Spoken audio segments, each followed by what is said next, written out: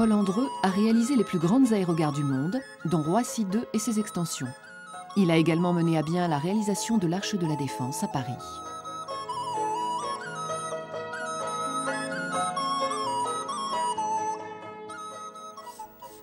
Pékin, capitale de la Chine, est située au nord, dans une plaine bordée d'une ceinture montagneuse.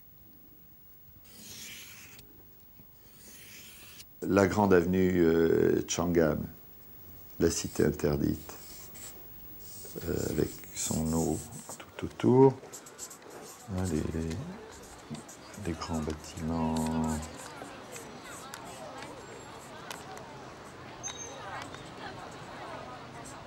La porte Tiananmen. Et ici, alors la grande place Tiananmen. Au centre de Pékin, la place Tiananmen, symbole de la Chine socialiste nouvelle, date dans sa forme actuelle de 1959.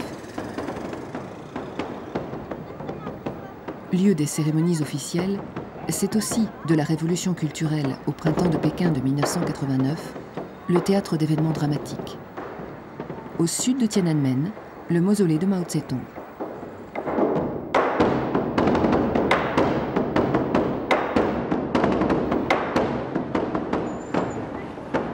Quelle que soit la qualité d'un bâtiment, que je n'ai pas envie de discuter, est-ce que c'est bien d'en faire autant du même type l'un derrière l'autre? Enfin, d'un côté, c'est vrai qu'une grande quantité du même bâtiment, c'est des fois bien, mais cette espèce de contrôle du territoire, finalement, par des opérateurs, des développeurs et leurs architectes,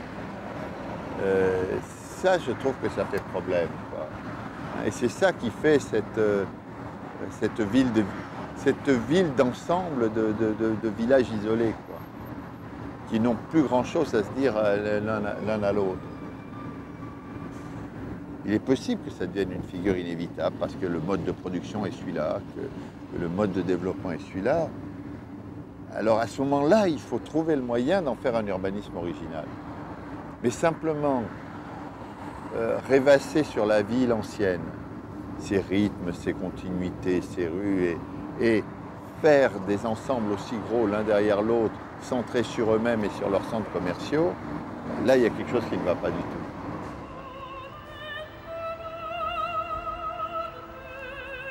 Sur l'avenue Chang'an, à l'est de la capitale, le quartier des affaires et son lot de buildings modernes.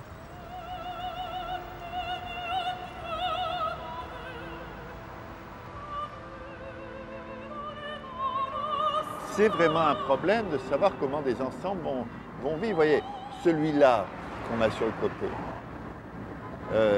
c'est toute une série d'immeubles absolument identiques les uns aux autres. Et puis un peu plus loin, on va avoir un autre ensemble d'immeubles identiques les uns aux autres. Donc, vous voyez, le grain de la ville est devenu énorme.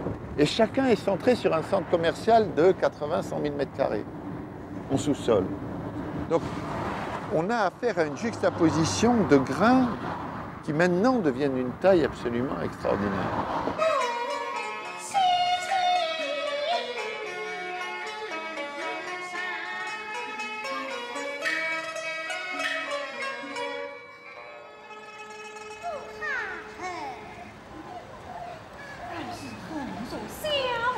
Ça a été un peu l'exigence même d'un certain nombre de gens que les bâtiments soient chinois. Donc, on fait un bâtiment et puis on met un toit chinois par-dessus. C'est la politique des chapeaux, quoi. On peut, avec le même bâtiment, après, en mettant un autre chapeau, faire un bâtiment, je ne sais pas, coréen, japonais. C'est l'exotisme du chapeau, quoi.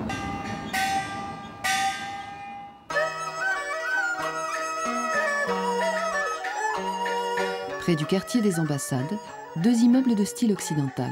Curieusement, Paul Andreu en apprécie la simplicité. Vous voyez, c'est des bâtiments modestes, mais avec des ouvertures spacieuses, avec des... Imaginez ce que ça a été à l'époque de dessiner ça. C'était bien.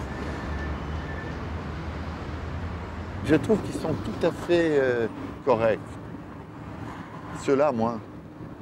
Ceux-là, nettement moins. Ils sont moins intéressants. La modé nature est plus pauvre, elle n'est pas...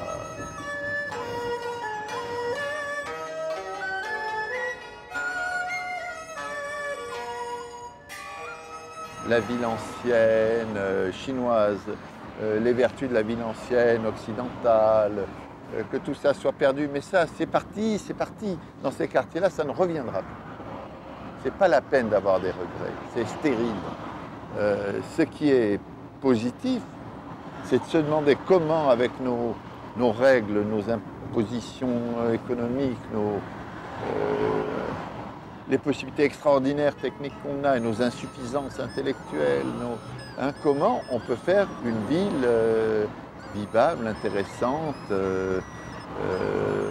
Bon, voilà, c'est ça la vraie question. Elle n'est pas de traîner après nous des regrets, sans cesse des regrets pour ce qui est passé.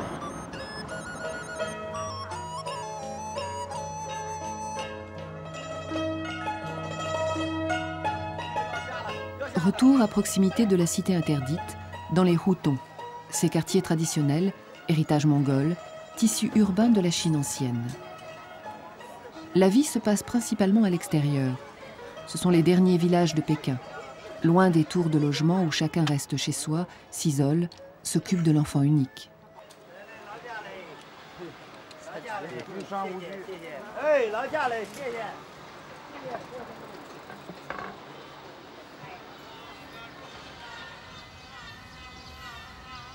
Tous les jours, comme là, aux abords de la cité interdite, les parcs sont les lieux de paix, de détente. On vient parfois de loin, on y oublie la ville.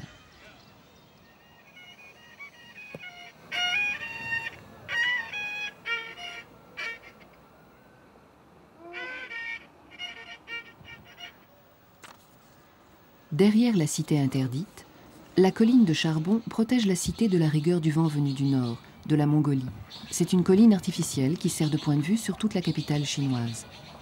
La colline du charbon, c'est un endroit pour aller faire le point sur Pékin.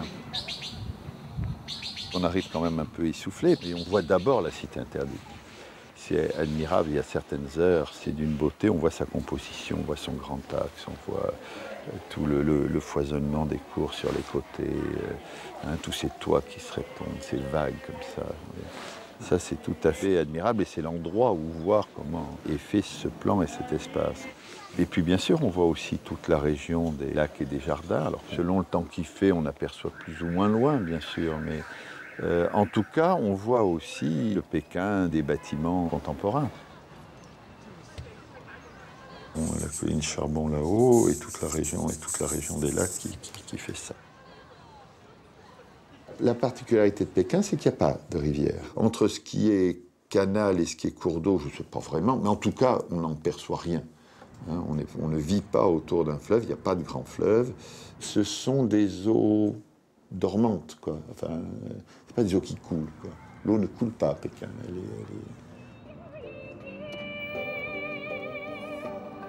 Paul Andreu est l'architecte-auteur du Grand Théâtre national de Pékin, un ensemble qui regroupe une salle de concert, de théâtre et un opéra. Son chantier, situé à proximité de la place Tiananmen, à l'ouest exactement, jouxte l'Assemblée du peuple, un édifice de style classique prolétarien soviétique. Là, face à l'Assemblée du peuple,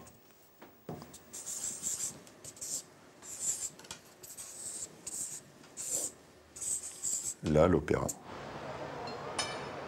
Le passage, la transformation, je dirais, c'est tout ma réflexion pendant des années et des années. C'est pour ça que je dis de temps en temps, un grand théâtre ou un aéroport, c'est la même chose. Vous avez tort de me dire que je suis un fabricant d'aéroports égaré dans les théâtres. C'est la même chose. Il s'agit de prendre quelqu'un, là vous le prenez sur la route et puis vous l'envoyez en l'air, si j'ose dire, le mieux possible, en lui laissant du temps, de l'espace. Et là, alors c'est autre chose, encore autre chose, peut-être plus extraordinaire. Vous prenez quelqu'un dans la rue, là derrière ce mur qui passe, et puis il va au spectacle et il va rentrer dans un monde de la fiction. Et moi, ce que j'ai à faire pour lui, c'est de lui permettre cette transformation. Il faut qu'il se transforme.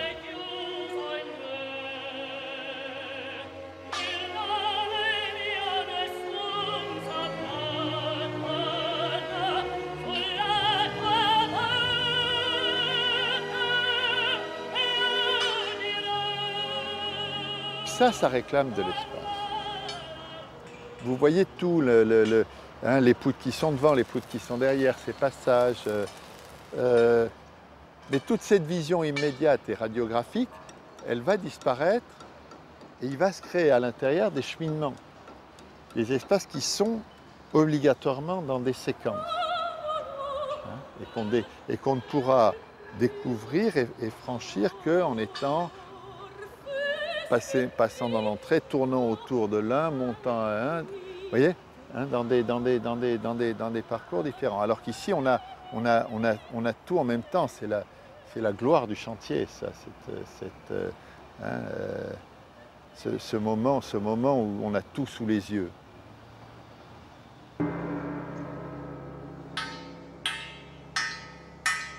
Et cette espèce de miracle de ces éléments qui flottent en l'air et qui se mettent en place. Hein.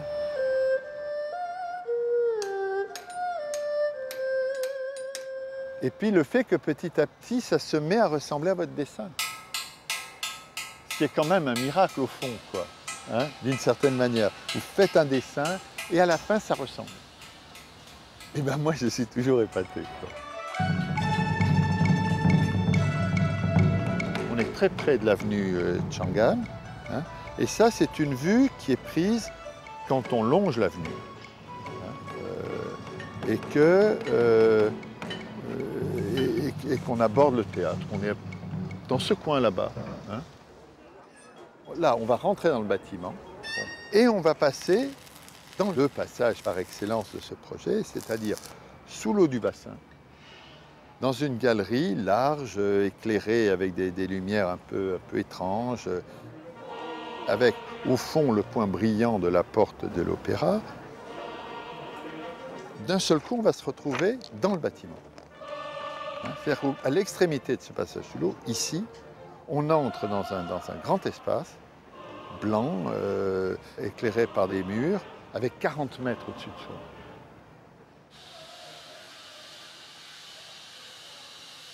Voilà, un bâtiment où, par excellence, on entre de manière très bizarre, comme ça, par-dessous, en ascension. Et plus on va monter ensuite dans le bâtiment, et plus on va apercevoir de choses.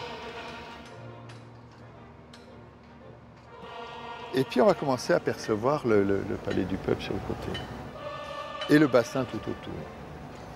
Et puis, on sera dans le foyer de l'opéra, au-dessus de la salle elle-même, et voilà ce qu'on verra. On verra la cité interdite comme on ne la voit pas. Bien sûr, il faudra qu'il fasse beau. Mais on la verra admirablement. Et donc tout ce cheminement qu'on a fait, de rentrer ici, de passage, on va le relire d'une autre manière. Et en même temps, on va relire. On s'est éloigné de la ville et on la retrouve dans ce mouvement-là, ce qui est, de mon point de vue, terriblement important.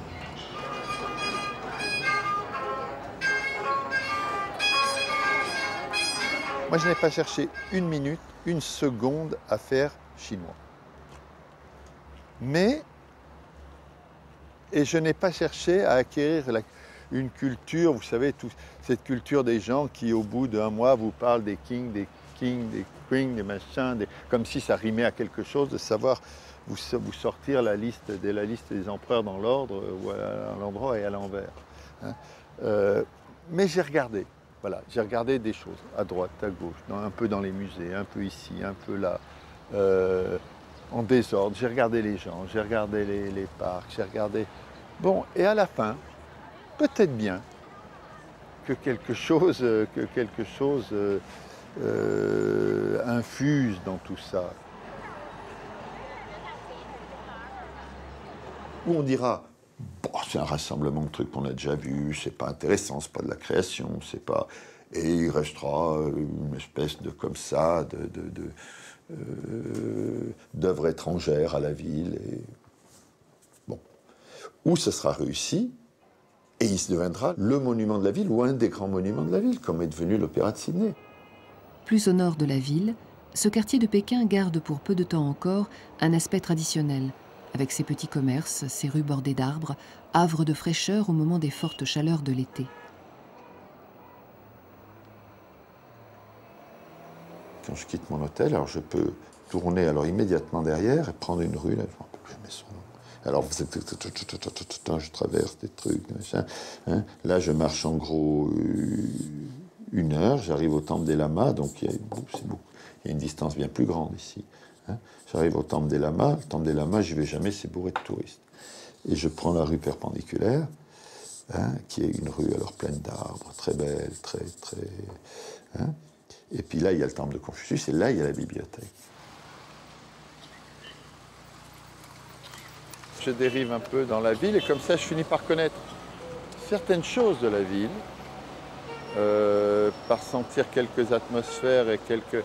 Mais si on me demande de manière précise, connais-tu tel quartier, tel monument, tel...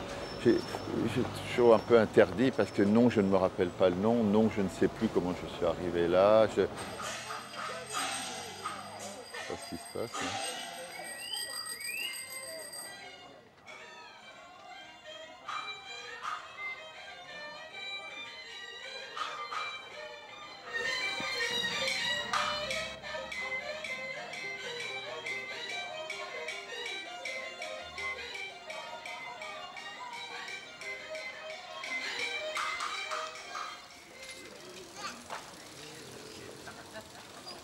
Je le dis et je le répète, je ne connais pas la civilisation chinoise, je ne connais pas la culture chinoise. Mais là où j'ai l'impression de ressentir profondément quelque chose de bien, c'est ici. Voilà, ça me parle beaucoup.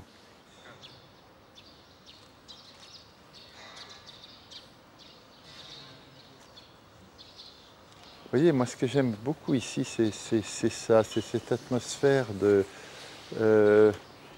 lieu pas parfait, mais en même temps très, très intime. Hein, c'est pas du gazon bien, c'est des plantes qui ont poussé, c'est des buissons qui ont une espèce de, comment dirais-je, de naturel quand même, en même temps qui sont très dessinés. Vous voyez, et puis cette relation des bâtiments et de la végétation. La bibliothèque impériale date du XIIIe siècle. C'est un lieu d'étude, de recherche, de promenade. Tout ce bâtiment du côté est un ouvrage, je suis sûr, dans l'architecture chinoise, extrêmement ordinaire, extrêmement basique. Mais il est parfait de justesse, quoi, cet endroit-là. Et effectivement, qu'il y ait des espaces comme ça, des perspectives qui vont très loin, qui sont quasi infinies, vous voyez, vous perdez le regard. Et en même temps, un gros temple au milieu qui utilise beaucoup l'espace. Mais tout est bien mesuré, tout est juste, tout est... moi, j'y vois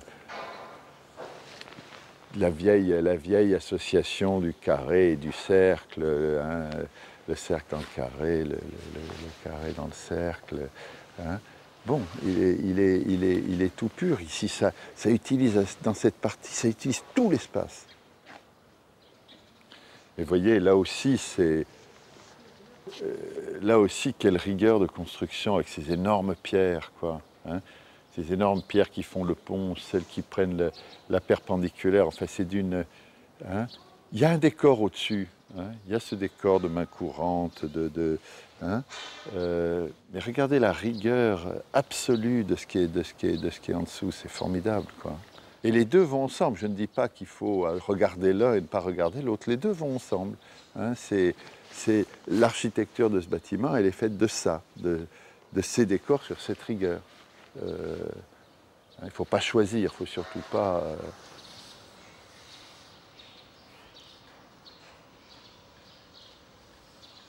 Ça m'ennuie profondément que tous les endroits soient livrés à la consommation, à une espèce de consommation un peu aveugle, de j'ai fait le temple de machin, et puis j'ai fait, et puis j'ai fait. Moi, bon, on sait bien tout ce qu'on a à dire sur le j'ai fait. Et là, c'est pas un endroit qu'on fait encore, quoi. C'est un endroit qui vous donne beaucoup et qu'on n'engrange pas, quoi. Qu'on coche pas sur la liste. Voilà, c'est bien. c'était bien, c'est vraiment bien.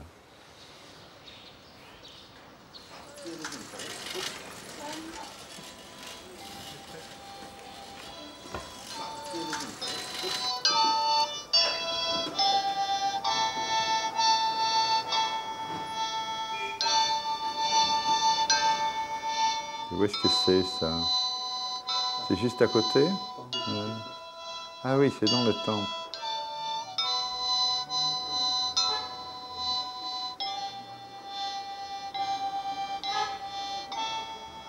Et aussi, quel rouge admirable, quoi.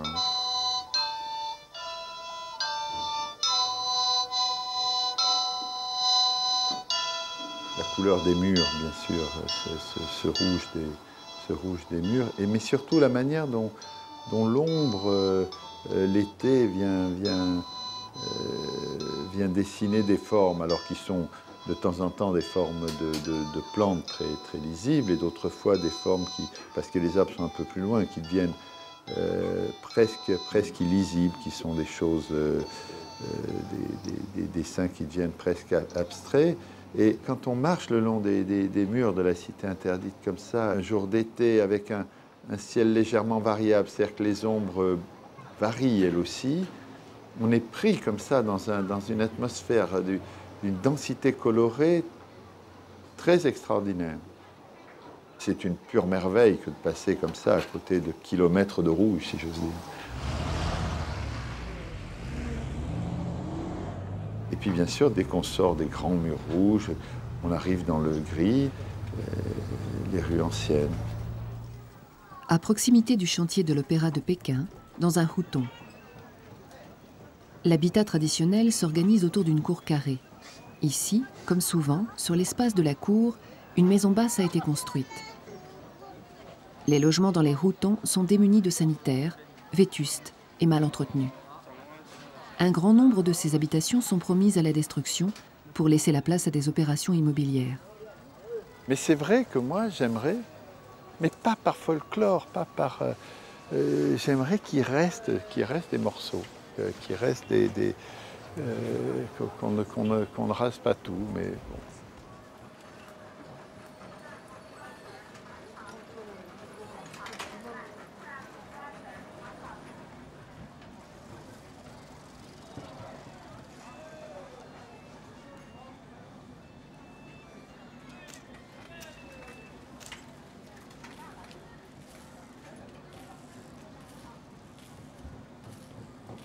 Les cours carrées au départ, elles ont été construites par des gens qui étaient totalement en accord avec ça. Ils n'avaient pas besoin de construire dans les cours, sinon par une nécessité évidente de se créer des surfaces pour vivre, quoi. Ni hao. 我想说的是两个方面，首先是破坏到四合院是很可惜的，是很可惜的。第二个方面是我们愿意改善居住条件，但是不要破坏它的原有风貌，就是说不是现在的风貌，是过去的古老的风貌。Je comprends bien l'attachement qu'on a à l'endroit où on vit, et en même temps comment dirais-je, l'aspiration à retrouver les formes anciennes et pas à les détruire. Et je ne connais pas bien la solution, honnêtement. Moi, je ne la connais pas bien, mais je comprends bien son problème. Les habitants de ces houtons n'auront bien souvent pas d'autre choix que de partir s'installer en banlieue, loin de ce quartier proche de la place Tiananmen et du futur opéra.